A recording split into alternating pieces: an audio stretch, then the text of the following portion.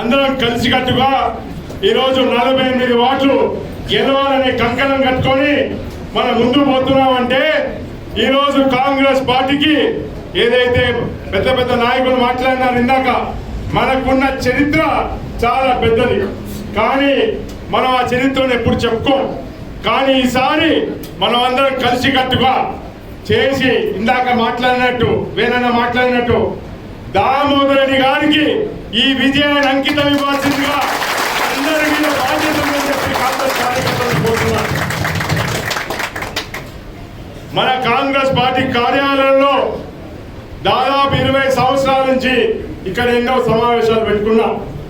ప్రతి సమావేశంలో కూడా ఇక్కడి నుంచి మనం అందరం కలిసికట్టుగా నిర్ణయాలు తీసుకొని ముందుకు పోయినాం.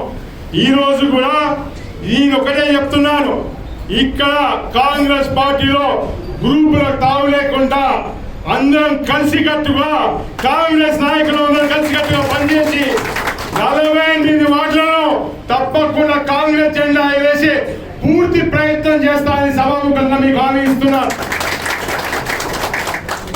ఇందాక మంత్రి గారికి చెప్పినాను, ఎంపీ గారికి కూడా చెప్పినాను.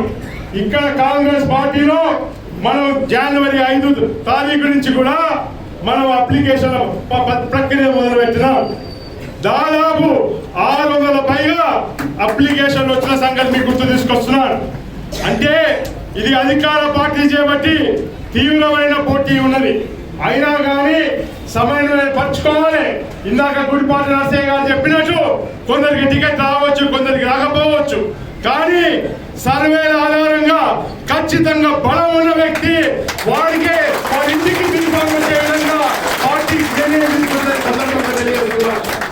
అందుకోసమే నిజమైన కాంగ్రెస్ కార్యకర్తలు, కాంగ్రెస్ నాయకులు భయపడవలసిన అవసరం లేదు. ఎవరైతే గోడ మీద పిల్లలు ఉన్నారో, ఇటు అటు పార్టీలు జమ చేస్తున్నారో వారికి మాత్రం ఖబర్దార్. నిజమైన కాంగ్రెస్ కార్యకర్తలు కష్టకాలంలో పార్టీకి వెన్నుదన్న కూడా వారు వెంటనే కాంగ్రెస్ పార్టీ ఉంటుందని చెప్పి సభాముఖంగా తెలియజేసుకుంటున్నాను. మంత్రి గారు కూడా విన్నవిస్తున్నారు, మా దగ్గర ఉన్న సమస్యలు, మీరు ఇన్ఛార్జ్ మంత్రిగా ఉన్నారు, మాకు ఇక్కడ స్థానికంగా ఎమ్మెల్యే లేరు, మాకు చాలా సమస్యలు ఉన్నాయి. మీరు కూడా ఈ ఎన్నికలనే కాదు తర్వాత కూడా బాధ్యత తీసుకోవాలి. ఎంపీ గారు కూడా బాధ్యత తీసుకోవాలి. ఈ నియోజకవర్గంలో మీ మున్సిపాలిటీ గెలిపించి చూపిస్తాం. మన సర్పంచులు కూడా 74 సర్పంచులు గెలిపించి క్లీన్ స్వీప్ చేసిన పరిస్థితి తీసుకొచ్చినాం. మాకు మీరు అండగా ఉండాలి. ఇక్కడ జిల్లా మంత్రి గారు ఉత్తమ్ కుమార్ రెడ్డి గారు నాకు ఫాదర్ అయిన గాడ్ ఫాదర్ అయిన ఉత్తమ్ కుమార్ రెడ్డి గారే. వారి ఆశీస్సులు కూడా మాకు మెండుగా ఉన్నాయి. అందుకోసమే పూర్తి విశ్వాసంతో చెప్తున్నాను, ఈ రోజు మున్సిపాలిటీ గెలిపించి చూపిస్తాం అన్నా. మేము తీసుకొస్తాం మున్సిపాలిటీని. రేవంత్ రెడ్డి గారు ముఖ్యమంత్రి గారికి ఈ మున్సిపాలిటీని బహుమతికి ఇస్తాం. మీరు బాధ్యత తీసుకొని ఈ మున్సిపాలిటీకి మాకు అధిక నిధులు ఇవ్వాల్సిందిగా కోరుతున్నాను. ఈ రోజు వార్డులలో కూడా కొన్ని వార్డులలో కొన్ని సమస్యలు ఉండొచ్చు. అభ్యర్థుల ఎంపికలో తప్పకుండా మన పార్టీ విజయం కోసం కూర్చొని మాట్లాడదాం. అవసరమైతే రఘువీరెడ్డి గారి దగ్గర, మంత్రి గారి దగ్గర కూర్చుందాం.